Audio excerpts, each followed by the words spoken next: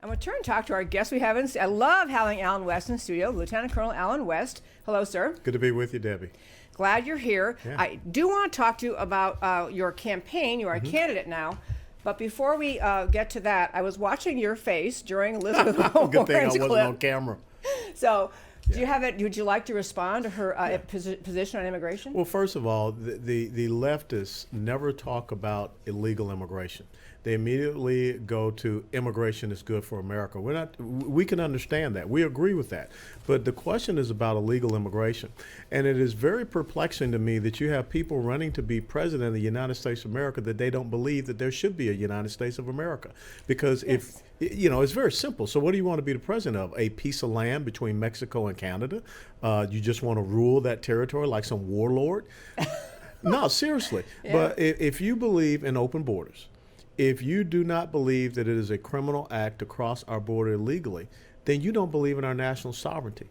So if you don't believe in our national sovereignty, how in the Sam Hill can you take an oath to the Constitution as the President of the United States of America? So all of these people that believe in this stance, they are completely negated from being in this office. Now, the other thing is, and near and dear to us here, Texas is #1 in the United States of America for human and sex trafficking. I know. Yeah. Dallas and Houston, the top 2 cities. Now, what she is talking about means that it gets even worse. When you look at the instances of criminal illegal immigrants that have been deported multiple times that are sex offenders, that's what she's talking about. And I think that is what we need to bring out, and that's the language, that's the perspective we need to give to people, is that she is happy with people on our streets. She is happy with people being in our country. That #1 are being trafficked, and #2 are sexually abusing American women. Kate Steinle, Molly Tibbetts. Yep. They never talk about that. They never do. Those are stories they don't want you to remember or even think about. And I love your point to start with, this idea that if you don't have a border that you enforce, you're not really a country. You're just a blob of dirt somewhere on the planet Earth. Yes, and as I said, this is not about them governing. They just want to rule over this glob of earth. And so I think that's a great point that we should bring out. Why are these people running to be president of a country that they don't even believe should exist and they don't believe has a sovereign right to exist? Yeah, there's just an amazing, uncanny ability of leftists to use this euphemistic language. It sounds so sweet and so good, and they use the word like the richness of our culture is increased by people coming in. Let's talk about our values and everything. Well, talk about the value of human and sex trafficking. Talk about the values of young boys and girls that are being brought into this country, you know, through the coyotes, through the drug cartels, and you're going to say it's okay? I love that point. Plus, what she was answering, for our listeners, remind you, she was answering a young man who's fluent in Spanish, fluent in English, a union guy who clearly wants to vote Democrat. He thinks that he's supposed to do that. So he's asking her, what's your immigration policy going to do? How are you going to protect workers? And her answer, it was a non-answer. It was actually, we're going to make sure that your job is in danger. That's my answer. Or you lose your job. Yes. The most important thing that the other side wants, the progressive socialists, they have to have victims. Yes. That's what their rhetoric is all about. They have to have victims. And until people start to realize that, I hate to see it that our young, college campus students are falling for this, believing that if someone gives you something for free, that is going to empower you. It's not. It's going to enslave you. Absolutely true. Well, I don't want to miss out on the reason I invited you here today. So we have Lt Col Allen West in the studio because he has declared his candidacy to be the chair of the Texas GOP, the Texas Republican Party. And if you're listening to this in Texas, you know that we have a robust and active Texas party. We also are a state a little bit concerned because we have the American left. We had Nancy Pelosi in Texas over the weekend, I think it was, saying essentially that they think they can turn Texas blue. If you're listening anywhere else in this country or wherever you are, I'm going to tell you that the GOP has a vital role to organize elections, to inspire people to turn out, to ensure victories for Republican candidates. Lt Col Allen West has declared his candidacy for that job, chair of the GOP. So I'm going to start with, why are you doing this? I got to tell you, you're such a popular speaker, you could just speak all over the country for the rest of your life, be paid, everyone loves to hear you, so why are you running for this job? Well, who cares if I'm speaking all over the country if the country is lost? And so when I sit back and people saying, you need to run for United States Congress, you need to run for United States Senate, and then someone came to me and said, please consider, maybe being the chairman of the state Republican Party. And I was kind of, never thought about that. But as you prayed about it, as you looked at it, you talked about it with, my wife and daughters, you have to start thinking, where can you make an impact? And because Texas is key to the future of the United States of America. And when you look at what has been happening in the last few years since the 2012 presidential election cycle, you are seeing a tightening of the gap between Republicans and Democrats in Texas. And somehow we are not properly messaging. For instance, I think Mitt Romney won by 16 points. Donald Trump won only by 9 points. And then you get to Ted Cruz, who only wins in 2018 by 2.6 percentage points. So something is happening in Texas. Either we're not getting our message out, we are not talking to the people that are moving here for all the growth, the opportunity, the prosperity, the policies that enable that to happen, because for some reason they're looking back and they're bringing the failed policies of California, Illinois, New York, and New Jersey to Texas. Well, that's a true story. I will tell our listeners, and I thought about this on the way here, thinking about this interview. When you think about the 2018 midterm, so we've had President Trump in office for 2 years. We have a fabulous economy. We have jobs coming back. We have the beginnings of border security. We have this wave of just excitement in this country because we're hearing a president proud of America. And you don't hear ISIS every day. So on the national security front, I mean, you have made incredible leaps and bounds. Yes, the world is a safer place. I always cheered on getting out of the Iranian deal and getting out of the Paris Climate Accord. So things were going well, and yet in 2018, in this state, which is viewed as rock solid red, we barely squeaked by. You mentioned the outcome of the 2018 elections. We lost congressional seats. Two congressional seats, two state Senate seats. One was here that you know of, and the other one was on the other side in Fort Worth, Connie Burton. Yep. So we lost 2 Senate seats. We lost judgeships. We had a real kind of wipeout in the 2018 midterms.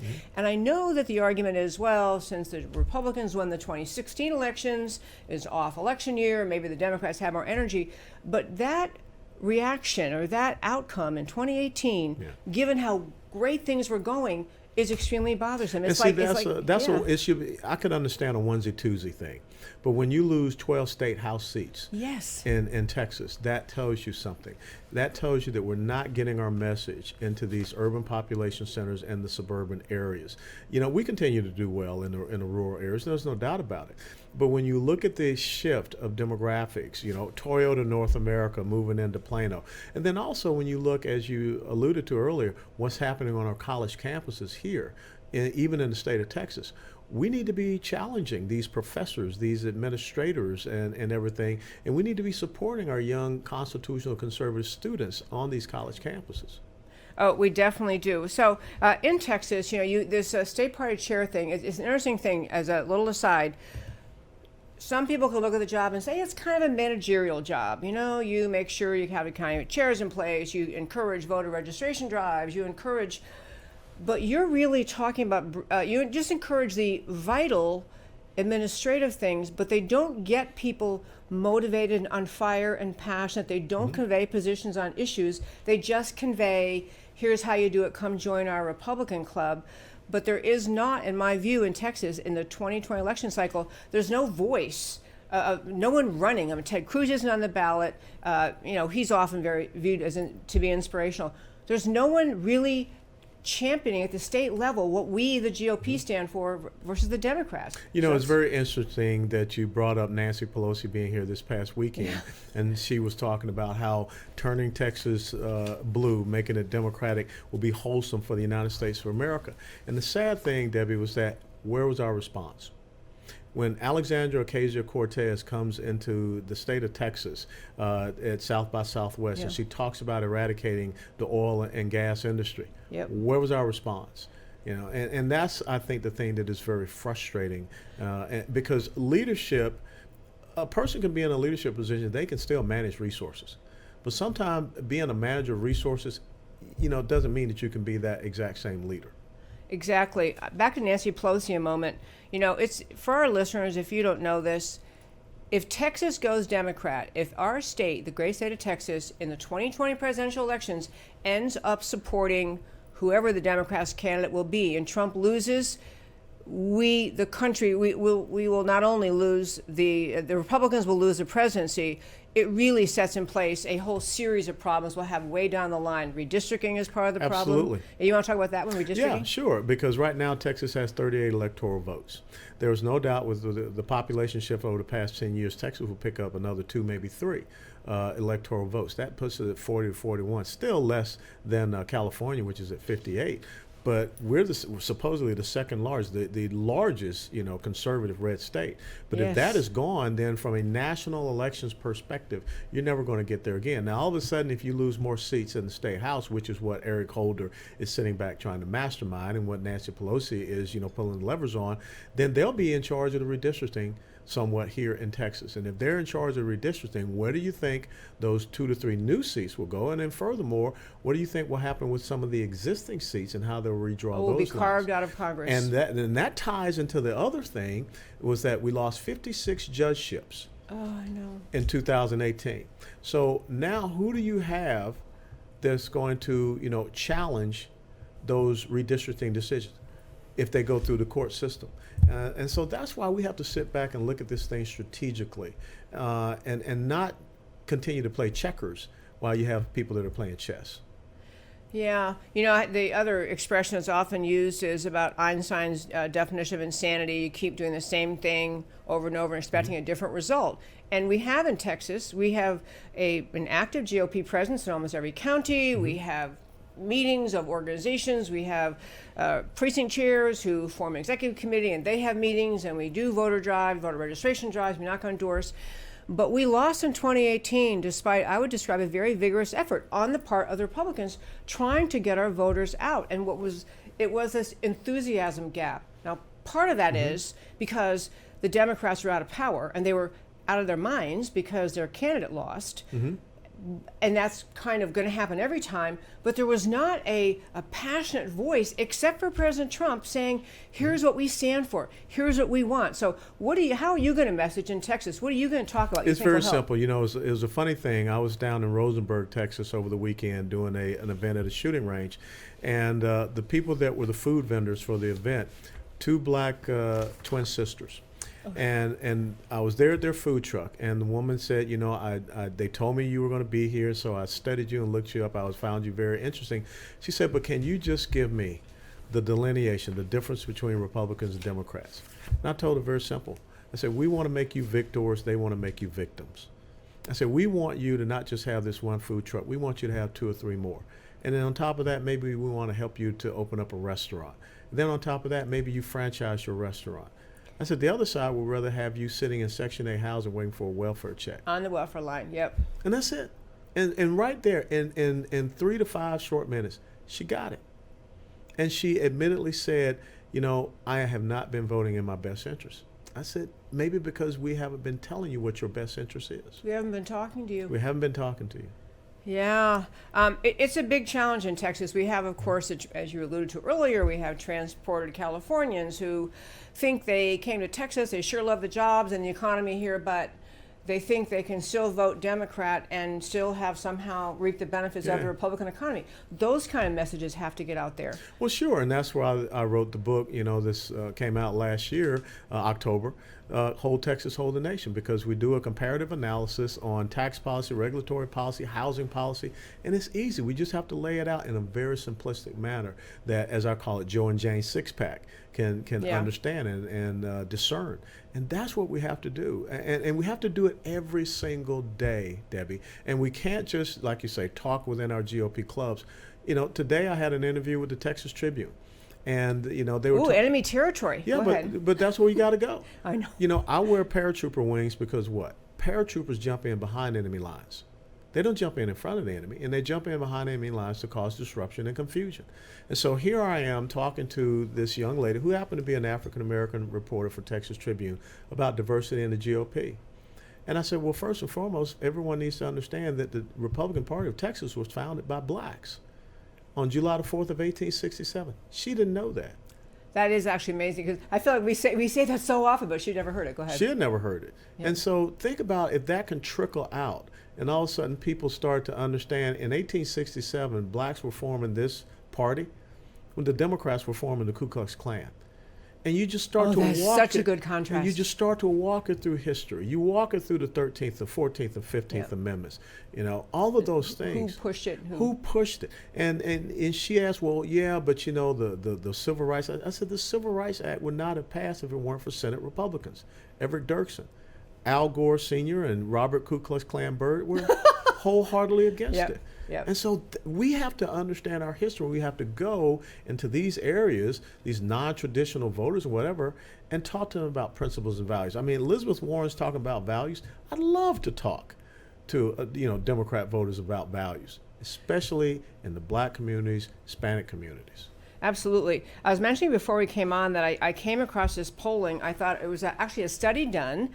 It was a large-scale study called Hidden Tribes, and it's basically looking inside the Democrat Party, kind of how does the Democrat Party end up with the positions they have? And the point they're making in this study is that the people who form policy in the Democrat side is overwhelmingly, it's a tiny segment of the Democrat Party, white, extremely liberal, elitist, far more liberal than the masses of Americans who vote for them. And so that seemed like, I mean, they were just touting this as an interesting observation. They had all sorts of stats comparing this elitist ruling class white mentality was versus the average Joe voter of all backgrounds.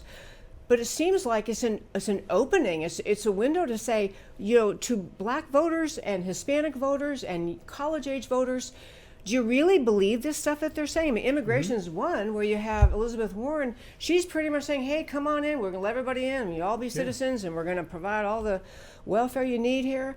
And I think when Americans, it can sound nice, like you're being friendly, but when you really process, what does that mean? You peel the onion back and then really look at it. Look, this weekend up in Washington, D.C., Charlie Kirk and Turning Point USA will have their Young Black Leadership Summit. I know. Yeah. Think about that. Now, do you think CNN, MSNBC, or any of the alphabet soup media, they're not going to cover that. They're not going to talk about that because that would so undermine their position. And so this is what we have to continue to do. If we talk to people in a reasonable, logical manner, and I'm not saying you win everybody, but you can win enough that will cause the Democrats to lose their stranglehold. President Trump kind of stumbled upon something that we have always known, that the policies of the left had destroyed the black community. They have destroyed the inner city communities. He brought that out in Baltimore. And Elijah Cummings had nothing to say about it. And it was so funny, you could probably show the clip of Al Sharpton going down to Baltimore, and he got heckled. Yeah. Yep. Because people finally figured out. Absolutely. They finally figured out, and they finally realized it. So where else do you see that the elitists running the Democrat Party are not really aligned with the kind of working, what do you call them, Joe Sixpack? Joe and Jane Sixpack. Yeah, Joe and Jane Sixpack. Yeah. Not really aligned with the common Democrat voter. I mean, what kind of issues are there that they're really not? Well, I mean, the employment thing. I mean, you continue to hear them say that, it's not working, an economy that's not working for you. We need an economy that works for everybody. Well, Steve Moore just put out an op-ed that talks about, on average, $4,100 now going to the middle income families across the United States of America. That's a lot of money, but that's not a lot of money to an elitist. Right, it's pocket change. It's pocket change to them, but it means a lot to them, so they want to take that away. Let's start talking about the life issue. Yes. I mean, the faith-based community, and like I said, the black, Hispanic, many. I mean, it is abhorrent what the New York Governor Cuomo signed into law. That is the exact same reason why Kermit Gosnell is sitting in prison. I know. But we're not bringing that out to show how radical that they have become. I don't think even this transgender movement is another good example where the elitists think this is the coolest thing ever. We found the latest victim to exploit. Yeah. But I don't think with a common Joe, they think, I think we should spend a lot of money and a lot of societal effort legitimizing transgenderism. Well, first of all, we need to take the language back from them. It is gender dysphoria. It is. It is a mental condition that the American Psychiatric Association said, and that's what we need to talk about. So when they start talking about having this openly in the United States military, so you're telling me that people with a mental condition now are going to be able to openly serve, and we're supposed to use taxpayer funds for their treatments? No. I mean, you can't have flat feet and be in the United States military. So it's those simple things that we need to put them on defense. Debbie, we never put them on defense. And that's what we got to start doing. You know, I think it's one of the most important points, and really I've said it to candidates and elected officials. We're always on our side defending ourselves, saying, no, that's not true. That's not what we really meant. We didn't mean to say that. We only think this. We're defending ourselves, and yet the things we stand for, they're what America wants. They are, and what conservatism stands for in America is mainstream, Main Street, July 4th America. That's what the conservatism is, but because you have the media in the tank with the left, characterizing simple heartland issues as radical extremism, we're always trying to defend ourselves, saying, well, I don't really think we're that extreme. So I love your point. Go on the offense, and not just on the offense of what we stand for, but point out the outcome of the policies they've created. Sure. The condition of the inner cities as a good example. That is owned by Democrat America. That is totally owned by Democrat America. Or when you go down to Austin, Texas now, and 2 months ago, when the city council of Austin decided and voted that they will allow homeless people to erect tents. So now the capital on sidewalks. On sidewalks. Yeah. So now the capital of Texas looks like San Francisco or Los Angeles.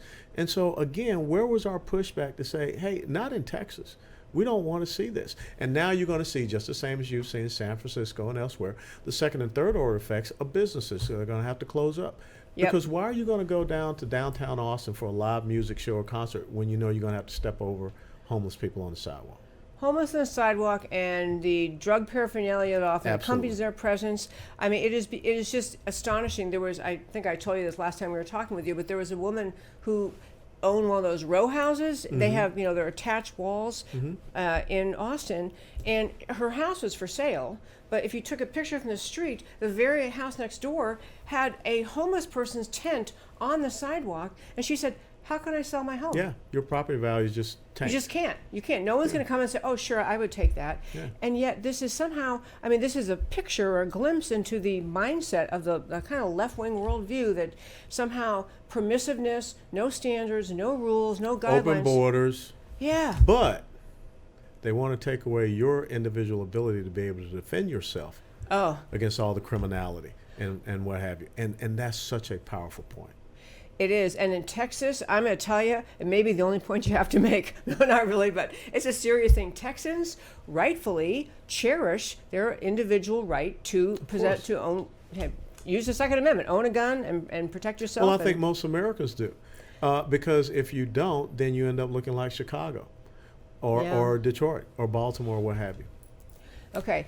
Lt Col Allen West, last time you came on, the exact same thing happened as happened today, which is, I'm happy to have him here. I kind of jumped in, and I think most of my listeners already know Lt Col Allen West, but in case you do not, he is running, as I mentioned earlier, to be the chair of the Texas GOP by a very quick way of a very distinguished background. He served in the U.S. military and the U.S. Army. He has served our country in time of war. He's a third of 4 generations of military servicemen. Started his service and active duty in the U.S. Army in November of 1983. He served in Operation Desert Shield and Operation Desert Storm. He's actually a fighter. Was a fighter for our country there, and that's exactly what he's trying to do, is be a fighter for our country now. He served in the U.S. Congress, representing a district in Florida, and he moved to Texas, where he has just kind of, it's really an amazing thing. When did you move here, by the way? December of 2014.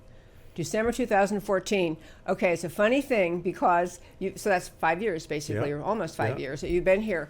And he has become and is such a popular and sought after speaker in not just Republican dinners and Republican functions, but all sorts of organizations, student organizations and military organizations and community groups.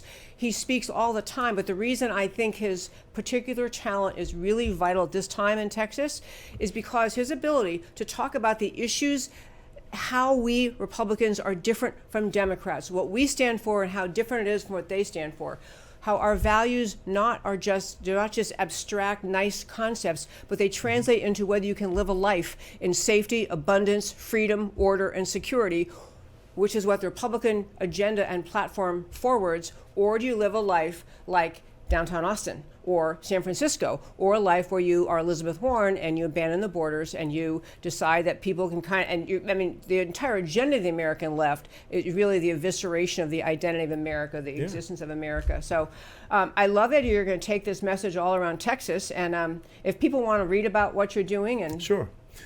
You can go to our campaign website, which is west4texas.com. You can follow me every day on theoldschoolpatriot.com. And then, of course, you can see me on all types of media outlets. I'm on Facebook, I'm on Twitter, and Instagram as well. What's your Twitter handle? At Allen West. Just at Allen West. Simple. Okay. So this is going to be an interesting discussion in the great state of Texas, because stepping up to say we have to do something different in Texas, we had pretty darn unhappy results in the 2018 midterms. 2020 is bearing down on us. The Democrats truly believe they can turn Texas red. And this is one patriot standing up saying, not on my watch. Not on my watch. Come and take it. Okay.